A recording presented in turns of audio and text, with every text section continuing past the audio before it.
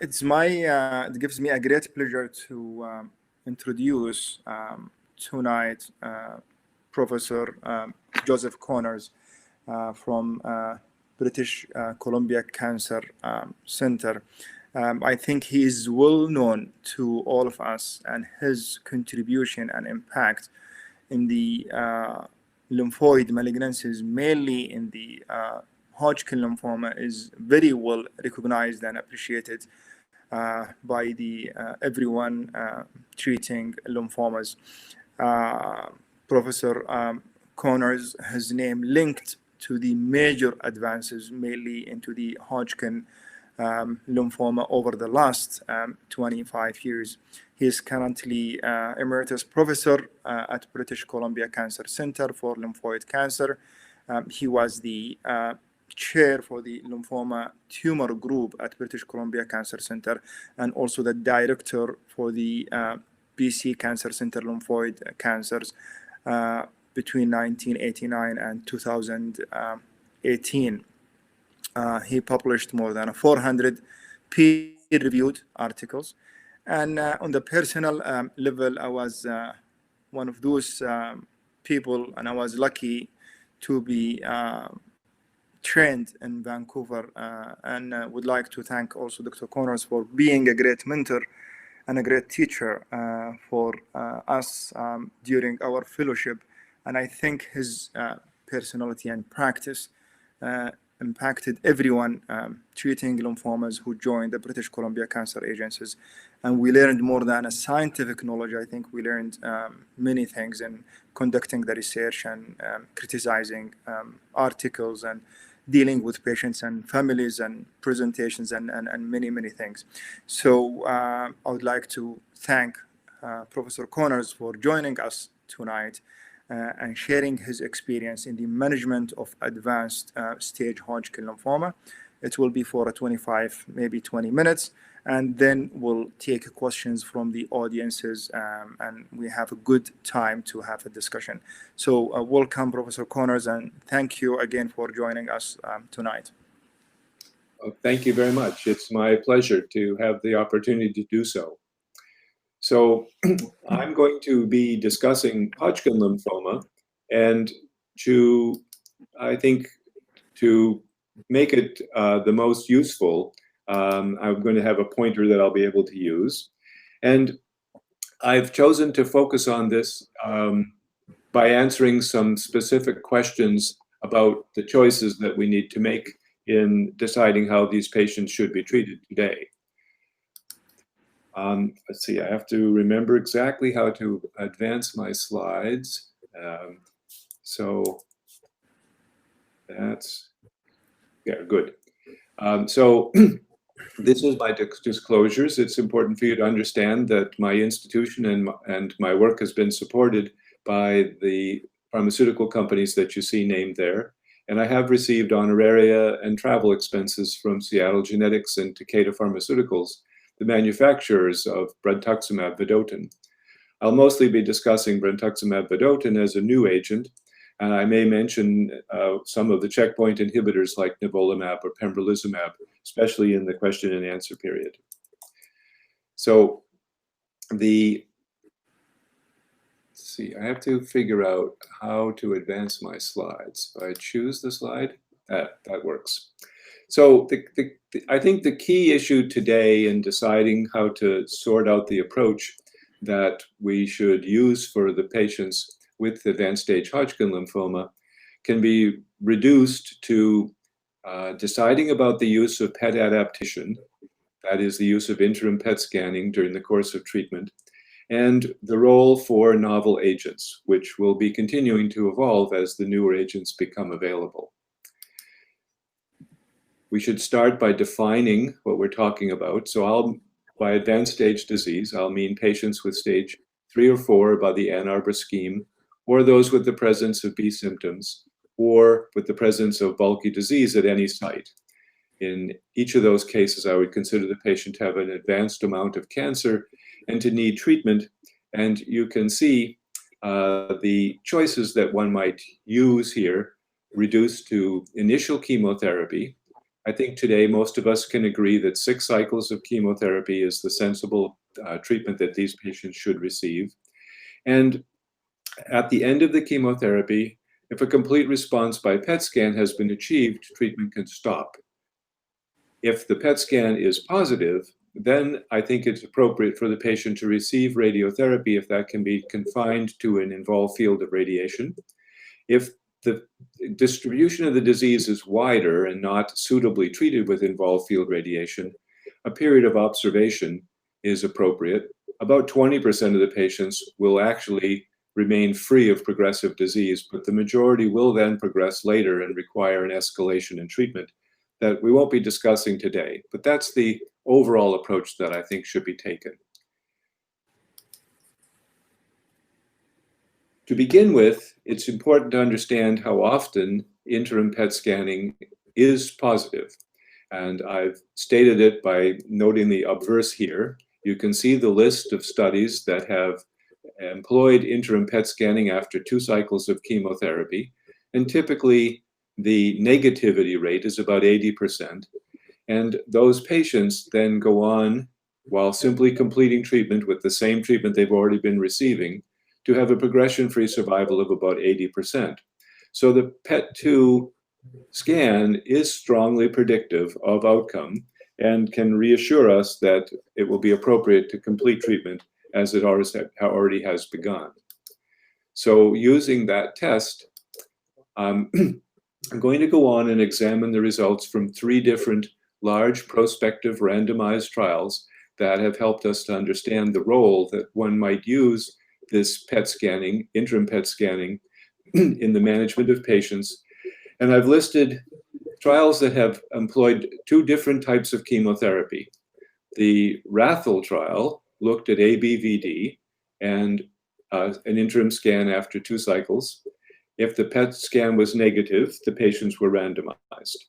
In the HD18 and AHL 2011 trials, the initial chemotherapy was escalated BIACOP, and then the scan was done, and the strategy altered depending upon the result of the PET scanning.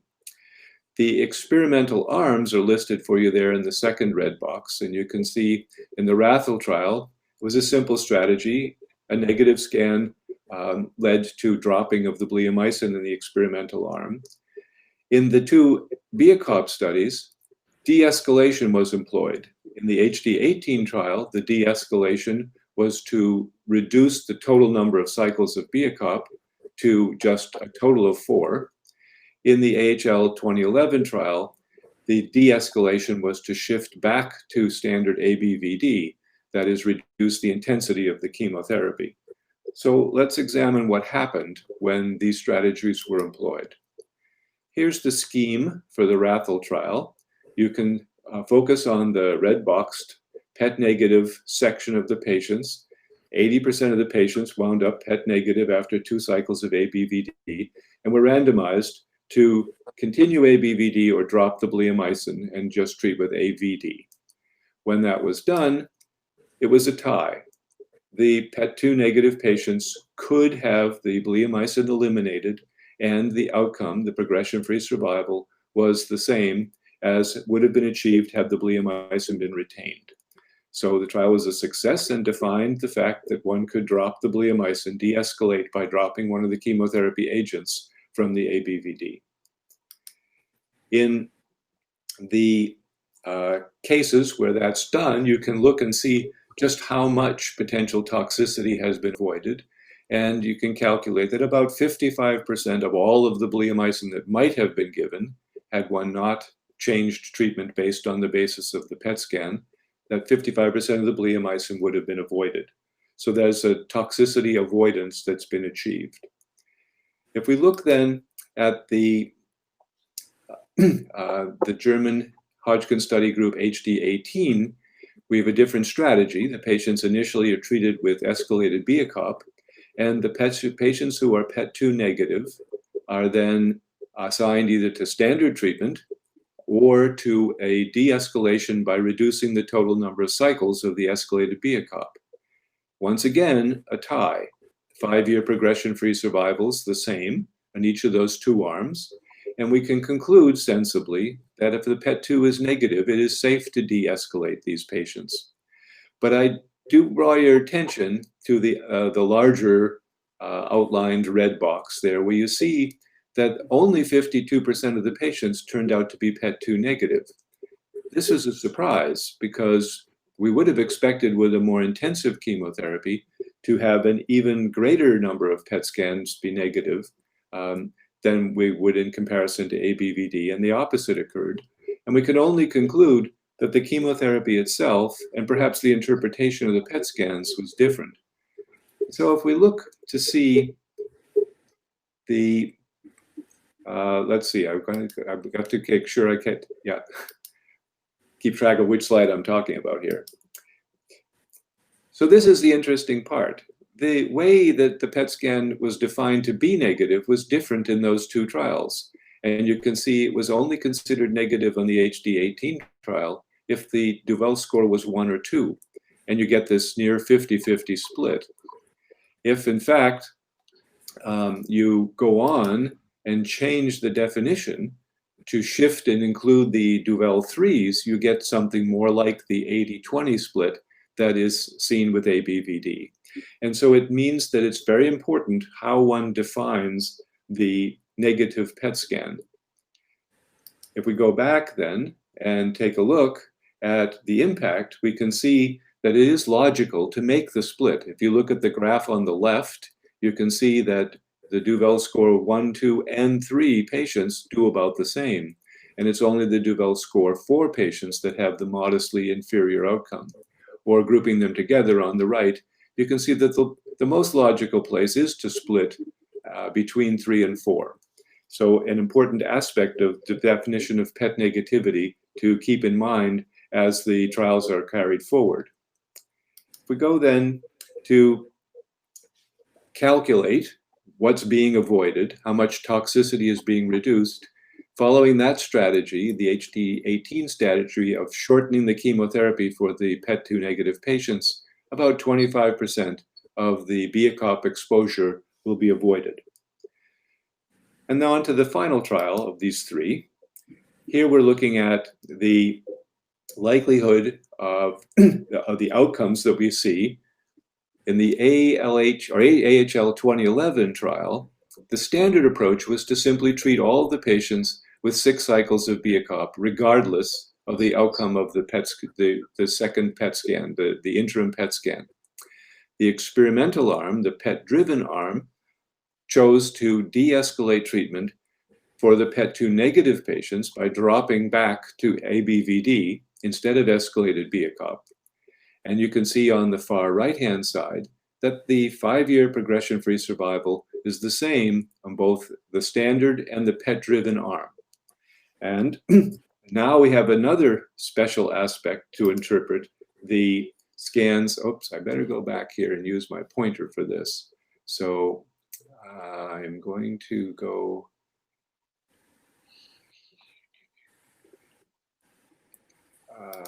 here.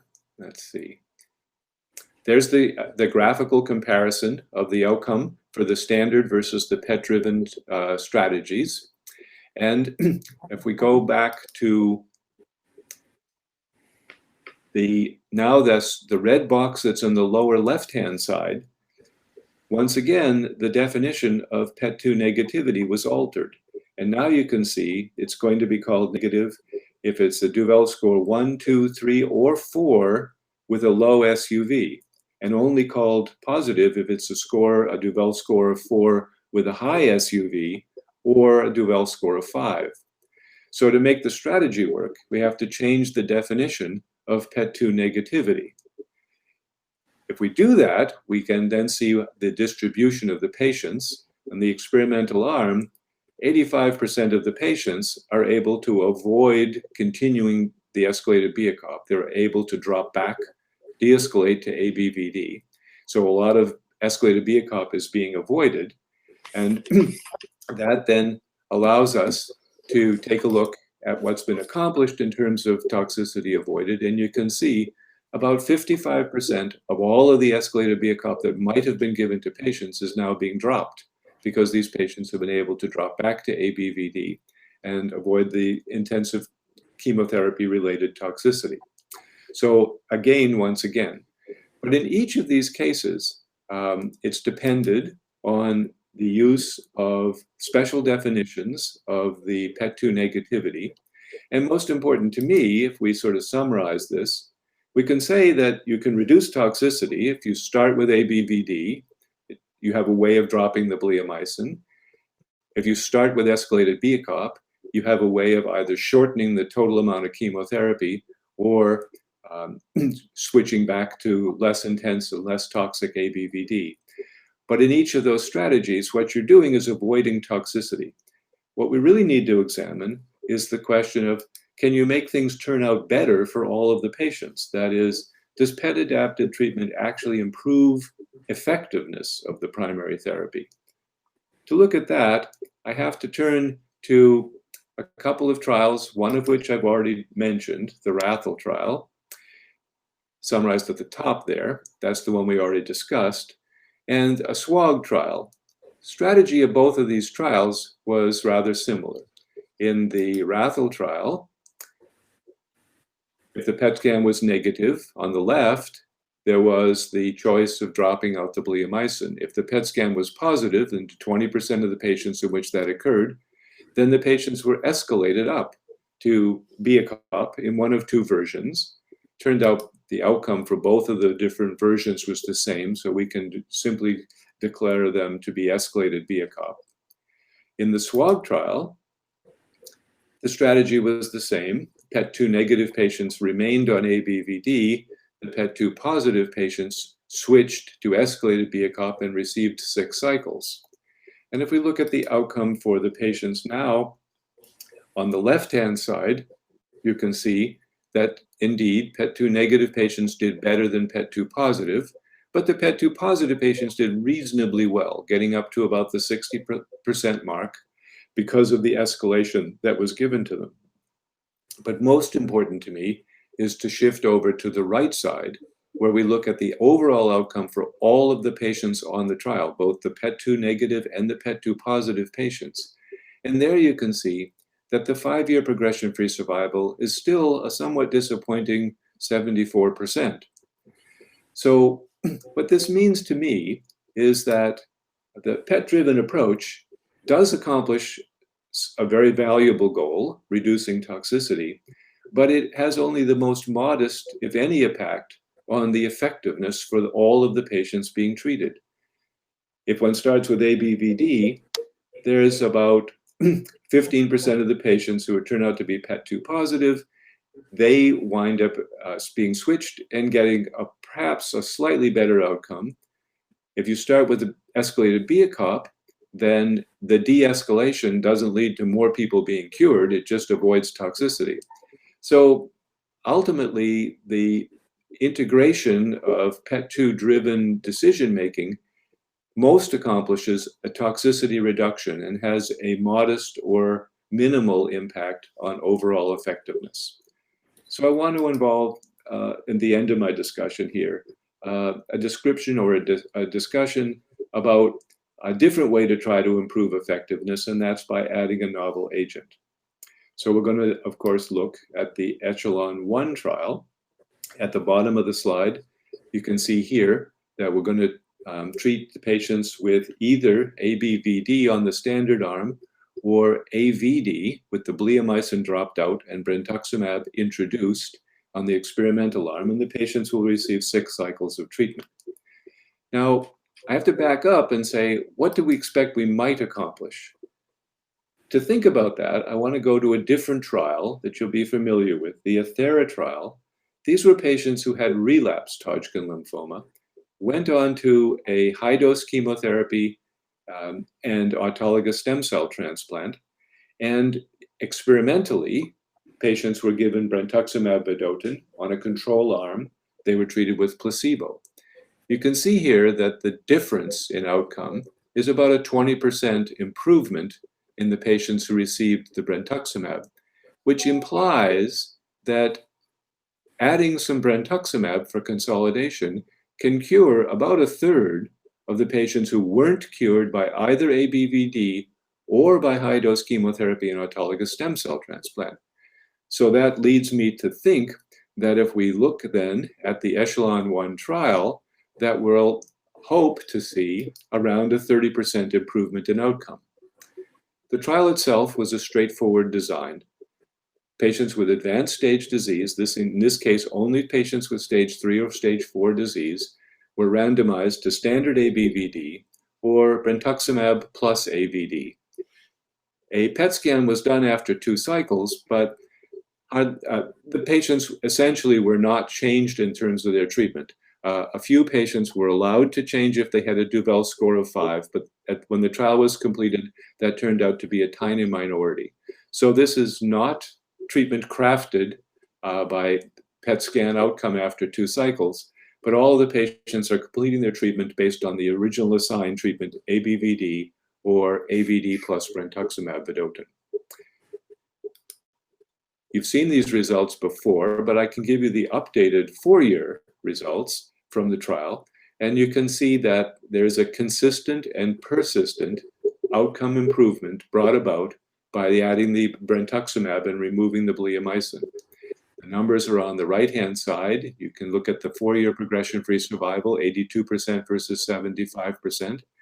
And this implies that about 28% of the relapses we would have expected to occur, that is 25%, about 28% of that has been avoided, which I think is a very close match to the approximately 30 to 35% that we would have predicted would occur based on the Ethera results.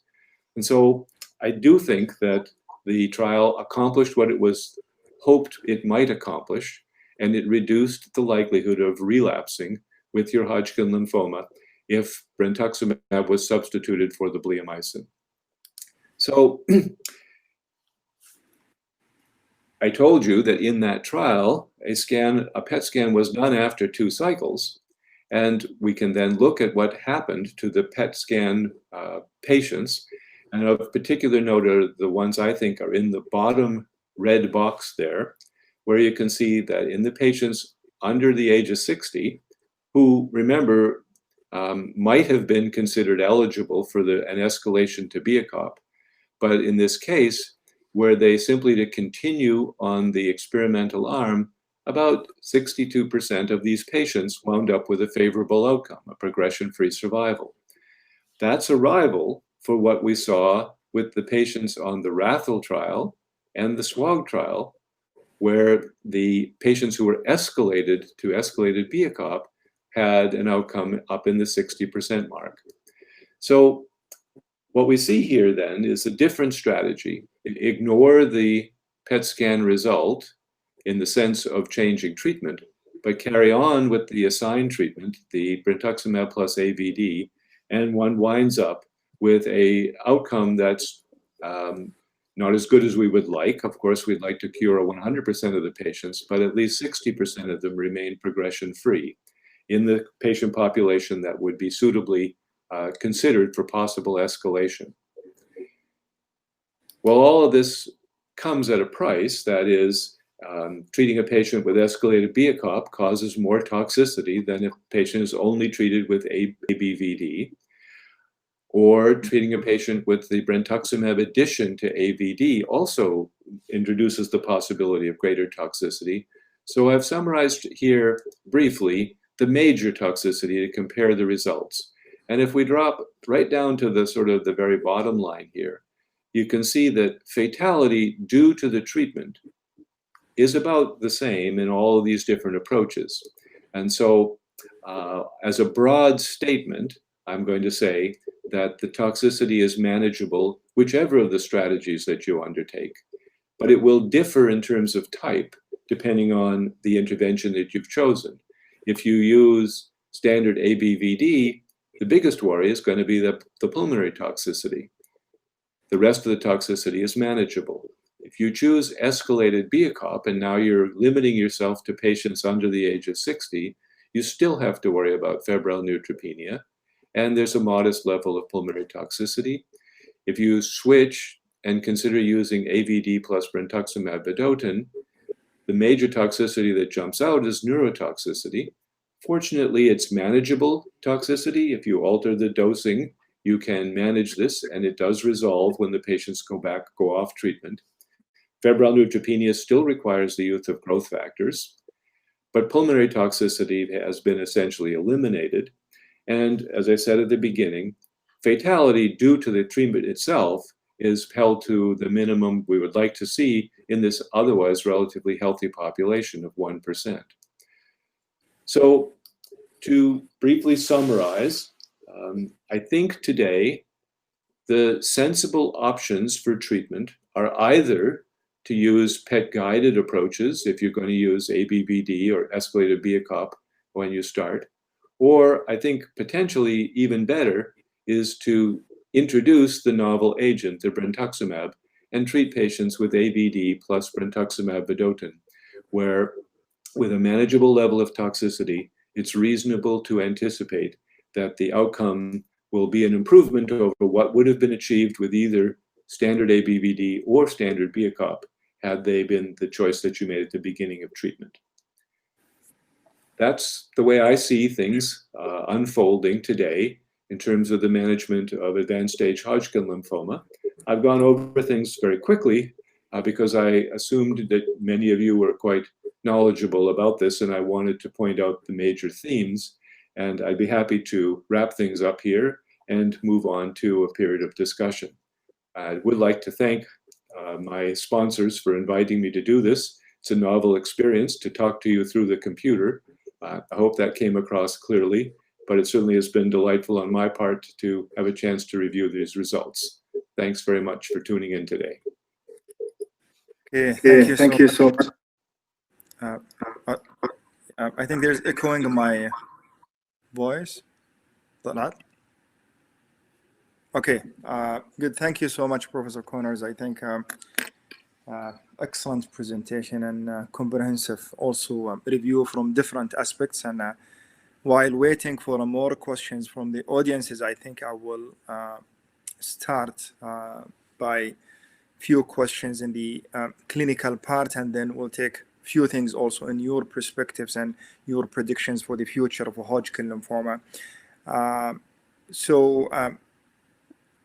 Brentuximab AVD, I think with this major landmark trial with the echelon showing the superiority of the brentuximab AVD for the ABVD, that was not translated to most of the clinical practice, and still we see ABVD in major or in other countries, even if the cost is something they can achieve, they did not change to the brentuximab AVD. Is that something to do with the toxicity? Is it something to do with the initial presentation about the modified progression-free survival endpoint, or is it still the cost in other countries? I think it varies depending upon the setting. I didn't take the time to look at subsets of patients, but if one does do that and looks at the echelon 1 results, it's clear that at least in the early days of follow-up, that most of the benefit has been seen in the patients that have the worst disease. That's what you would expect. The patients with the worst prognosis are the ones where events are going to occur most quickly. But there it seems that the patients with multiple sites of extranodal disease or stage 4 disease are the ones that disproportionately benefited from the addition of the brentuximab. And my understanding is that gradually around the world, clinicians have been shifting to choose to use the addition of brentuximab along with AVD as an approach, particularly focusing on those patients with the worst prognosis disease. That said, I agree with you that cost is a major issue. The introduction of brentuximab dramatically increases the cost of treating the primary treatment of Hodgkin lymphoma. That, I think, has driven decision-making in a number of jurisdictions. And then finally, I think appropriately, when we already have a high level of success, when fortunately the majority of patients with advanced stage Hodgkin lymphoma can be cured, it is important for clinicians to make changes to their usual approach to this disease carefully and based on, if you like, thoroughly explored evidence. And it takes a while for this to percolate into the community and for clinicians to become satisfied that the information they're receiving is solid enough that they should be making these changes. So we put all those together. I think we're gradually seeing a shift that will continue as the novel agents like brentuximab and later the checkpoint inhibitors are introduced into primary care. Okay, good.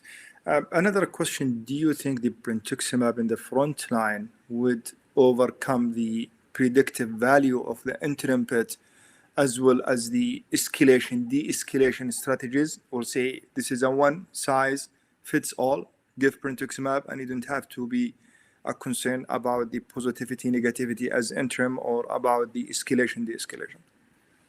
Well, that was the point I was trying to make by showing the results when patients were treated with the brentuximab plus AVD.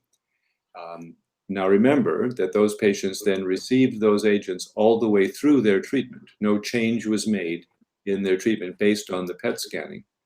But when one reaches the end and looks at the progression-free survival, about 60% of the patients achieved a progression-free survival, even if the PET scan was positive after 2 cycles of treatment. That's a close rival for what was achieved in the SWOG study and in the RATHL study when patients were escalated up to escalated Biakov.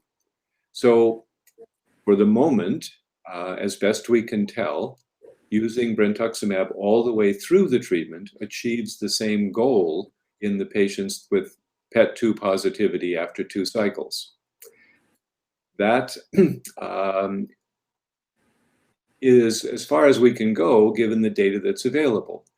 We haven't had any trials yet examining the use of escalation or de-escalation based on interim PET scanning when the novel agents are introduced. But I explain it that way because of what I had earlier said, where I think the major accomplishment of planning your treatment based on interim PET scanning is to reduce toxicity.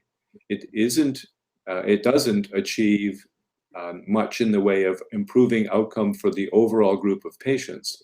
It reduces toxicity, but you get to the same place as we were already getting before we started using PET-driven decision-making.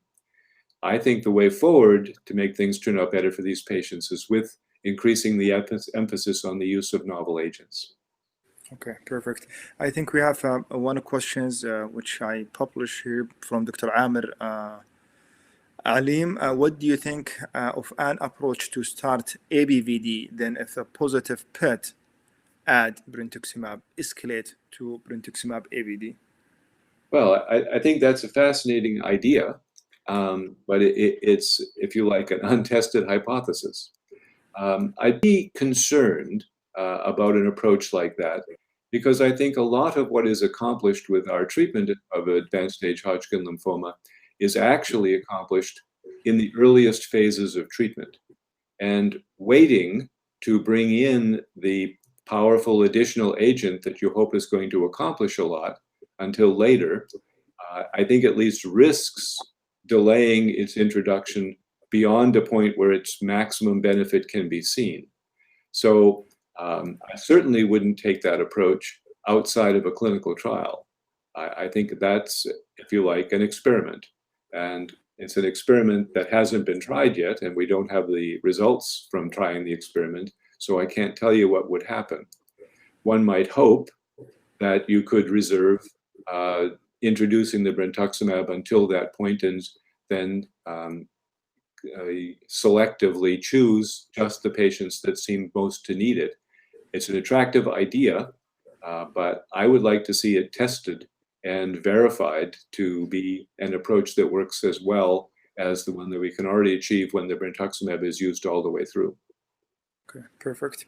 I think you've mentioned about the brentuximab into the Ethera and the benefit and compared to the benefit into the echelon.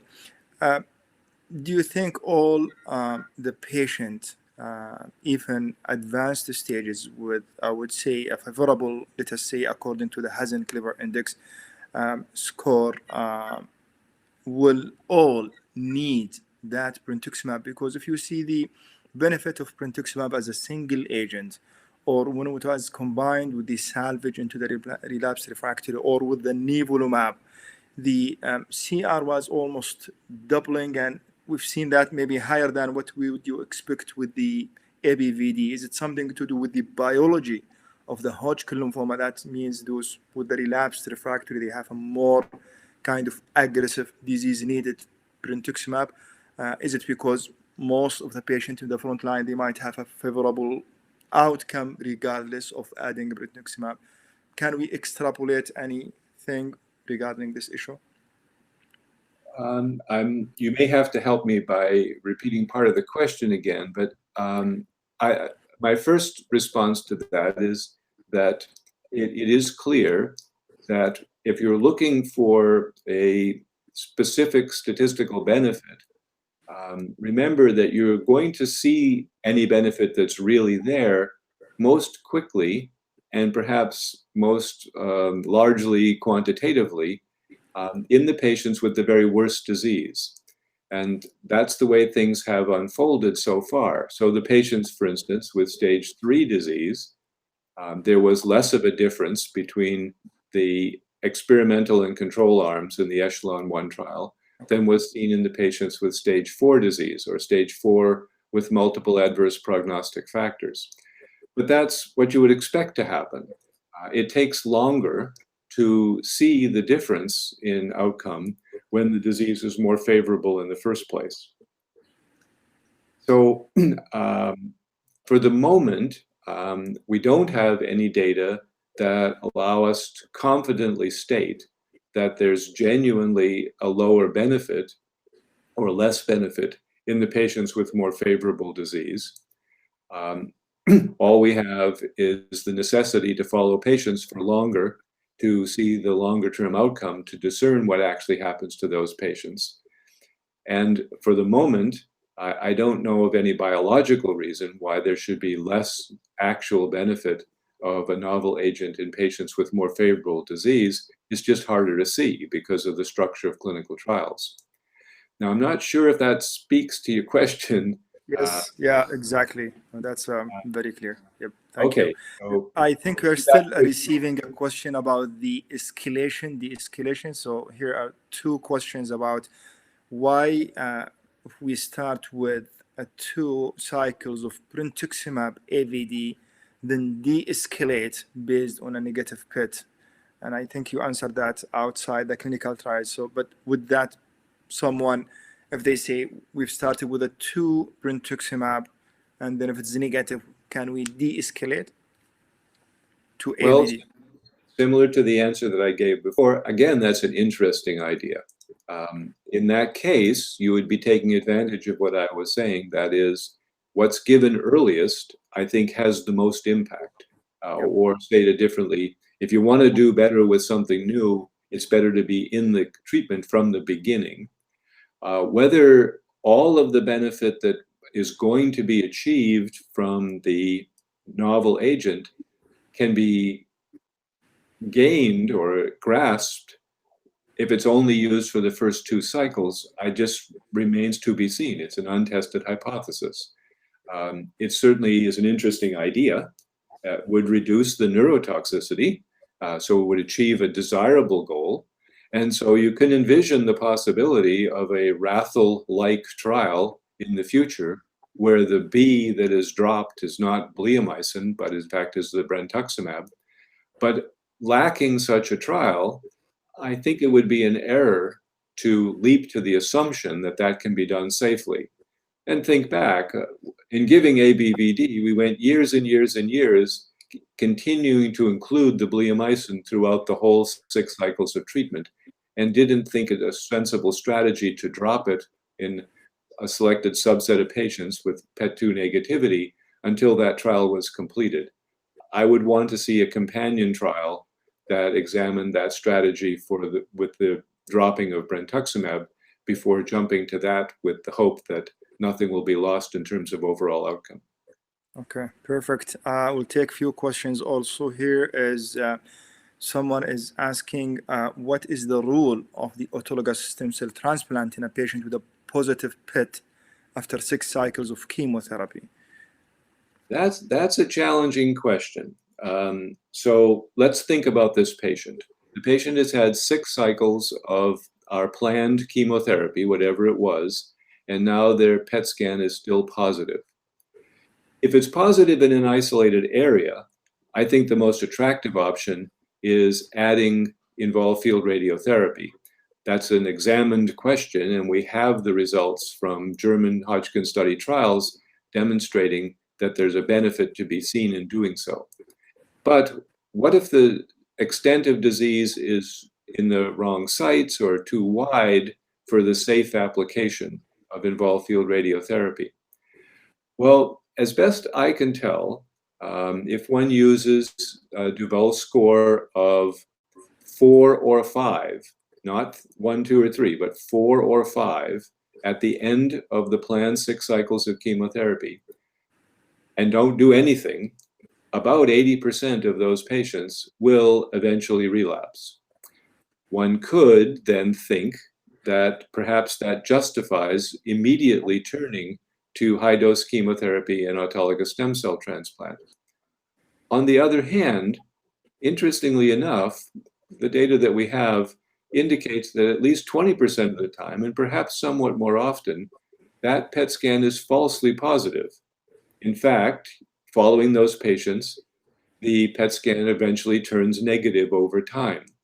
And so embarking on a strategy in which you automatically turned to high-dose chemotherapy because the PET scan was positive would mean treating at least 20% and perhaps more patients who don't need it at all. I think that the toxicity of high-dose chemotherapy is sufficiently high that I would prefer not to jump in and treat all those patients knowing that 20% plus patients don't even need it. Especially because I don't think that anything will be lost if one observes the patient carefully and moves to the high-dose chemotherapy and the autologous stem cell transplant as soon as there's definite evidence of persistent disease, which becomes definite because there's evidence of progression. So the strategy that I follow and that we follow at our center in those patients who can't be adequately treated with involved field radiotherapy is close observation with CT scanning, not serial PET scans, but CT scanning. And if there's any evidence of progression of disease, moving to high-dose chemotherapy and autologous stem cell transplant at that point, that spares over-treating patients, treating some of the patients with the false positive PET scans. But it does mean some very careful watching and to make your decisions. Okay, perfect. Another question, this is from Dr. Ahmed Al-Askar. Where do you see the future of the Hodgkin lymphoma in the era of the novel agents at the checkpoint inhibitors? Well, I think we already know that the checkpoint inhibitors have a very important role to play in relapse disease. So patients with relapse, either before or after receiving high-dose chemotherapy, do seem to profit from the use of the checkpoint inhibitors. And strategies integrating them into the management of those patients are already being tested and moving into clinical practice. But just as it was necessary to move from phase 2 trials to the Ethera trial to primary treatment trials in the Echelon 1 trial with brentuximab, the same sets of tests need to be performed for the checkpoint inhibitors. Fortunately, that's already being done. So currently, the intergroup in North America is testing the comparison of AVD plus brentuximab versus AVD plus nivolumab. And this is going to directly test and find the answer to the question of what can be achieved by adding the checkpoint inhibitor to the primary treatment of Hodgkin lymphoma. I think that we need to see the results from that trial to know how it should affect the standard management of patients off trial. So I hope that the trial accrues quickly and gets us an answer relatively quickly. In the long run, I would actually put the most hope on adding both novel agents. That's not being tested in that particular trial, and so far as I know, not yet being tested elsewhere. But I would think we'll move eventually to a day when one brings in both brentuximab and the checkpoint inhibitors to primary therapy and see what that's going to accomplish. And I'm hopeful about it because the two novel agents, the brentuximab and the checkpoint inhibitor, work by entirely novel mechanisms, separate mechanisms that could easily be additive or even synergistic. Okay, perfect. Have two questions about the predictivity of the PET scan. This is a one by Dr. Salem. Is a PET scan reliable enough as a biomarker to predict outcome and design escalation, de-escalation strategies? Well, I think yes is the answer. We've now examined the accuracy of the PET scan in many different situations. But I did point out that one needs to carefully focus on how the PET scan is interpreted. So you saw from what I was presenting that if you say for advanced stage Hodgkin lymphoma, if you start with ABVD, that one conventionally can use a Duval score of 1, 2, or 3 to declare that the PET scan is negative and reserve calling it positive for patients who have PET scans of 4 or 5, Duval score 4 or 5. However, if you wish to use the strategy that had been employed in the AHL 2011 trial, the LYSA trial, there they relied on a novel definition of what constitutes a positive PET scan. So to return to the language of the question, the PET scan was reliable in that situation, but reliable only if you use the definition of calling it negative with Duval scores 1, 2, 3, or 4 with a relatively low SUV, and not calling it positive until you had a score of 4 with a high SUV or 5. That's how you make it reliable, by doing the test that marries the actual outcome to the long-term outcome for the patients. Escalation and de-escalation, I'm not a particular fan here. The reasons is what you heard me hinting at. I think escalation is only going to be useful for a rather small minority of the patients, and it doesn't completely answer the question. You don't suddenly start curing all those patients. And de-escalation is potentially very useful, but all that does is reduce toxicity. That doesn't cure more patients. And my overall goal here is to cure more patients. Okay, perfect. And I think that's another question of the same. So any potential, would say, other biomarkers or other tools better than the PET to predict? Well, we're still searching for them. So the two ways in which these are being searched for, I can tell you about, are that you can get more information out of PET scans than we currently typically do using simply the Duval score. And so ways of looking at the total uptake across the entire set of tumors that are persistent is a way of quantifying the value of the PET scan that is still to be fully explored. And this can be called the total metabolic score or other measures. That approach is being explored experimentally and may ultimately prove to be more reliable and more useful. One can look at the degree of change in the SUV rather than just a yes-no question about SUV, a different way to interpret the PET scan. But I think the greatest potential is actually in biological assessments. And we've not found a particular biological marker or set of markers yet that has the reliability that we would like it to have to predict outcomes, but that doesn't mean that we won't be able to do so in the future. So for instance, a very interesting technique is to look at circulating tumor DNA. It turns out that, as has been shown for many different cancers, this can also be a valuable test for Hodgkin lymphoma. And so perhaps the use of the persistence or eradication of circulating tumor DNA related to the primary tumor will be of great usefulness in the management of patients with Hodgkin lymphoma. Other biomarkers are still to be explored. I know our research group has looked at single cell genomics and also the gene expression profiling of these tumors. All of this biological exploration needs to carry on, and some of it may well prove to be sufficiently promising in the future that we'll have a better assessment tool to tell us which patients are going to do well and which ones aren't, and which patients are responding well to the treatment and which ones aren't. Okay, perfect. This is a question about how would you treat elderly patients with advanced stage Hodgkin lymphoma outside clinical trial?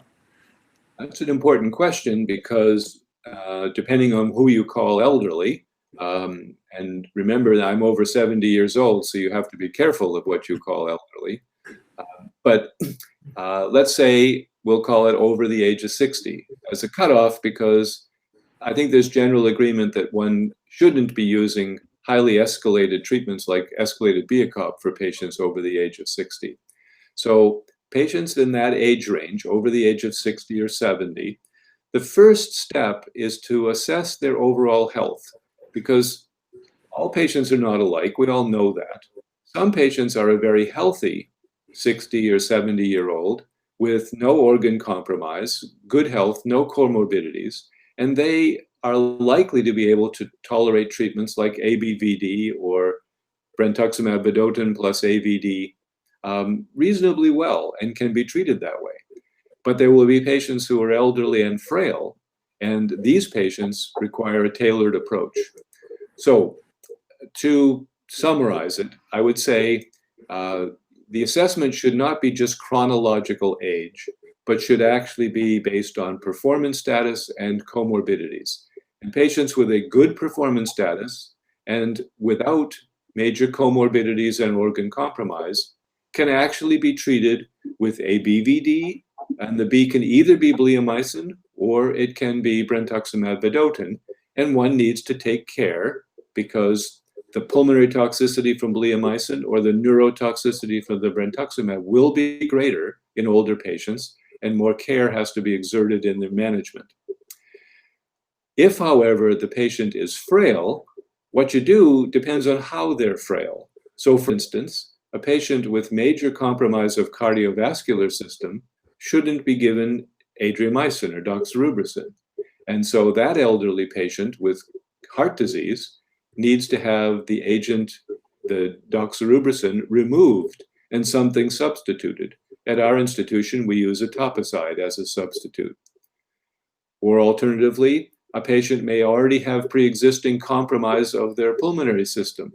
Patients with chronic lung disease often can't be given bleomycin safely. So you know from the beginning the agent has to be dropped. So the best I can do in a short answer is to say that for elderly patients who are frail, tailoring of the treatment is the most sensible thing to do. And one tailors by avoiding the agents that are most likely to cause inordinate toxicity because of underlying comorbidity. Beyond that, I guess I have to address the patients who are just frail overall. There's no organ specifically disordered, but they're just not doing very well. And all I can say there is that's the art of oncology. One wants to then intervene with a regimen that you tailor for that particular patient. So older combinations, one's called Chlorvip, in which chlorambucil and vinblastine are used in the old MOP type schedule, sometimes can be suitable when you have to avoid anthracyclines and pulmonary agents. That kind of tailoring of the treatment would be the next step I would think of. And then finally, there will be patients who are quite elderly and quite frail, and it's important to simply admit that we can't accomplish the same thing for a patient like that.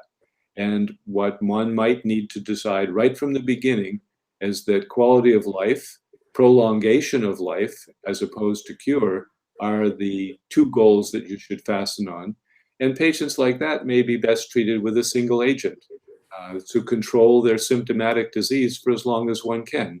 And then you're into the business of managing the patient like you would a patient with an advanced malignancy of almost any type, where we don't have effective curative treatment, but we do have the tools that we can at least temporarily use to control symptomatic disease.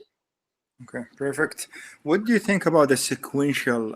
Andrew Evans reported this study of the 2 brentuximab followed by 6 ABVD followed by 4 brentuximab in elderly frail patients, aiming to debulk the disease and improve the quality of life, then giving the AVD. Is that something was done in BC, or just combining the brentuximab with the ABD based into the fitness of the patient? Well, I think that the approach that you're referring to, where lead-in brentuximab or alternatively lead-in checkpoint inhibitor, is then that is either continued or one then switches over to more traditional agents like AVD. Those are the kinds of approaches that I'm talking about when I say tailoring the approach to the needs of the specific patient. I think if you step back and look at the big picture, in making a choice like that, what you're saying is that no standard treatment that one might otherwise be using is suitable for this patient. And that means that whatever approach one takes needs to be crafted specifically aimed at the individual needs of that particular patient. And then choosing perhaps to use an approach that starts with one of the novel agents and then incorporates standard agents, or chooses to use the other novel agent. These are all sensible things to try, remembering that you're essentially conducting an experiment on one patient and trying to figure out what you might be able to deliver. Fortunately, at least some of the time, approaches like that even do have the potential to be curative. And so initial brentuximab or initial checkpoint inhibitor followed by traditional agents does cure some patients. And if you find a patient where you think you can do that safely and they aren't a candidate for a more standardized approach, that would be a sensible thing to try. Okay, perfect. We have 2 more questions and then we'll finish because we are approaching the time. Do you do a pulmonary function test as a baseline, as a standard test for all the patients receiving ABVD? Well, I have to start by reminding everyone that the pulmonary function testing is not a particularly reliable tool for detecting early pulmonary disease as it's developing, so as to avoid it escalating into much more severe disease. So since it has very limited usefulness in that situation, it calls into question whether there's much value in using it as a standardized test before one starts the treatment. I think the important thing to do is to assess the pulmonary reserve that a patient has. So one way of thinking about this that I try to urge in my trainees is to think, when they're looking at the patient, think, what if the very worst happened? That is, let's suppose we start treatment and this patient loses a third of their current pulmonary function. Will they be able to tolerate that? Well, an entirely healthy person with normal pulmonary function and pulmonary reserve can do that. If they were so unlucky as to have that level of compromise, they could still be managed through it and get on to a successful outcome.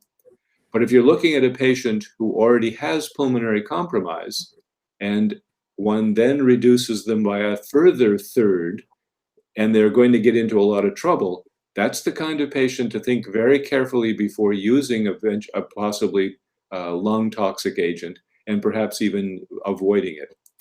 So if you can assess the patient by talking to them, perhaps examining them as they climb stairs or perform some modest exercise and assess their pulmonary function, and convince yourself that it appears to be normal or near normal, then I don't think you gain anything by doing pulmonary function testing. You already made your assessment.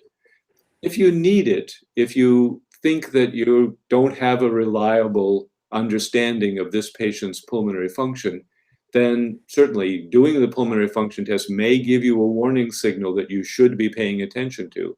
And then you're looking for a patient who's got pre-existing compromise, and it's compromise that is not simply due to disease. Remember that Hodgkin lymphoma in the lung or Hodgkin lymphoma in a large mediastinal mass will also interfere with a patient achieving normal pulmonary function. But if you think it's due to a pre-existing condition, then you should be very wary of using a potentially lung toxic agent. Okay, perfect. And will be the last question. What is the preferred, maybe second-line treatment for refractory Hodgkin lymphoma? Maybe it's outside this. Okay, I will answer that. And please, I'm not trying to be flippant or minimize the importance of the question when I say that it doesn't matter.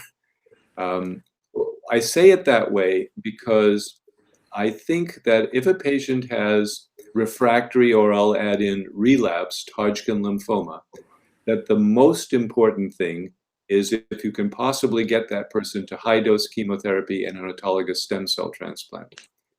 If you can do that, then you give them the best chance of being cured. How you get there, I don't think matters so much.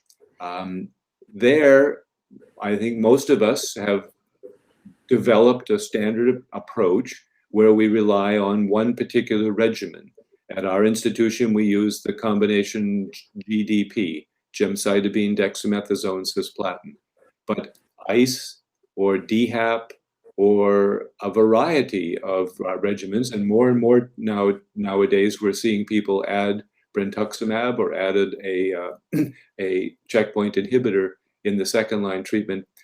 I don't think ultimately that those standard dose second-line treatments make that much difference. What's important is the patient get to the high-dose chemotherapy. If one gives second-line treatment, say GDP, and the person has a splendid response, their PET scan becomes negative, they have a much more favorable prognosis beyond that point, and they're more likely to sustain their response to the high-dose chemotherapy and autologous stem cell transplant. However, if they don't have a particularly good response, if they say have only a partial response, or even if they don't demonstrate very much response at all, they still should proceed to the high-dose chemotherapy and stem cell transplant, because at least some of those patients, a much lower fraction of those patients, but some of those patients can be cured by the high-dose treatment. So if the questioner is asking me, what is the second-line treatment for refractory or relapsed Hodgkin lymphoma? Definitely, it is high-dose chemotherapy and an autologous stem cell transplant, if that can be given with any degree of safety. What lead-in chemotherapy one uses before that is done, I think matters much less. And I would say, whatever you're already doing, continue to do it, because you have experience with the toxicity that that particular approach will induce, and you know best how to manage it, and concentrate on getting the person onto the high-dose treatment that they need.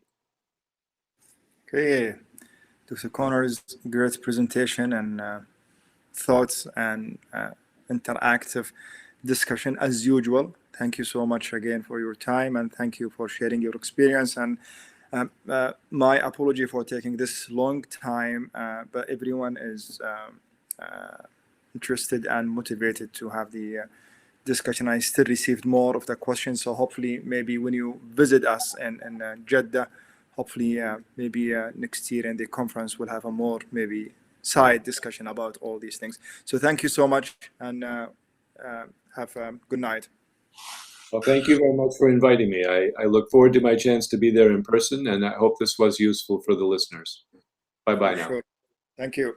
So this is just another announcement for next week, how I treat AML. Again, I would like to thank the SSBMT and Dr. Ahmed Al-Askar for organizing this series of webinars, and hopefully we'll see you on time for next week. Have a good night and see you all.